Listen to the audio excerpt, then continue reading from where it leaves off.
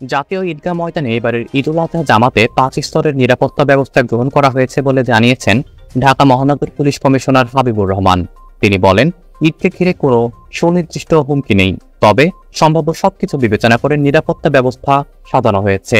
রোববার সকালে জাতীয় ঈদগাহ ময়দানের নিরাপত্তা পর্যবেক্ষণ শেষে তিনি সাংবাদিকদের এসব তথ্য জানান। ডিএমপি কমিশনার বলেন, দেশের অন্যান্য স্থানের মতো ঢাকাতেও যথাযথ ধর্মীয় ভাবগাম্ভীর্য ও উদ্দীপনার মধ্য দিয়ে ঈদুল আজহা উদযাপিত হবে।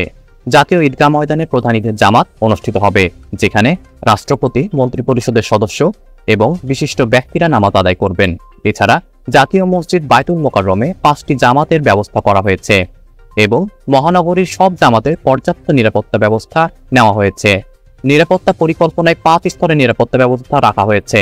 এতে ট্রাফিক ব্যবস্থাপনার জন্য পার্কিং ও ডাইভারশন ব্যবস্থা থাকবে। পোশাকধারী পুলিশ সদস্যদের পাশাপাশি সাদা পোশাকে পর্যাপ্ত পুলিশ সদস্য মোতায়েন থাকবে।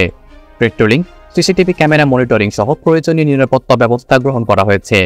শহরের বিভিন্ন জায়গায় পুলিশের পাশাপাশি র্যাবের পেট্রোল টিম দায়িত্ব পালন করবে।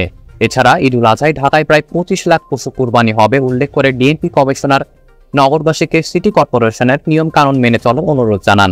তিনি বর্জ্য অপসারণে সিটি কর্পোরেশনকে সহায়তা করারও আহ্বান জানান।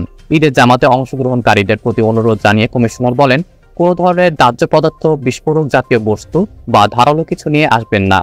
চাঁদাবাজি প্রসঙ্গে তিনি বলেন, আমরা ইতিমধ্যেই চাঁদাবাজদের বিরুদ্ধে ব্যবস্থা নিয়েছি এবং অনেককে গ্রেপ্তার করেছি। ভবিষ্যতে এ ধরনের কাজ থেকে বিরত থাকার জন্য সবাইকে সতর্ক করা হয়েছে। তিনি আরো বলেন, আমরা সব ধরনের চ্যালেঞ্জ মাথায় রেখে সর্বাত্মক নিরাপত্তা ব্যবস্থা গ্রহণ করি। যদিও জঙ্গি হামলার সুনির্দিষ্ট কোনো হুমকি নেই, তারপরও আমরা সবকিছু বিবেচনায় নিয়ে আমাদের নিরাপত্তা পরিকল্পনা সাজিয়ে থাকি।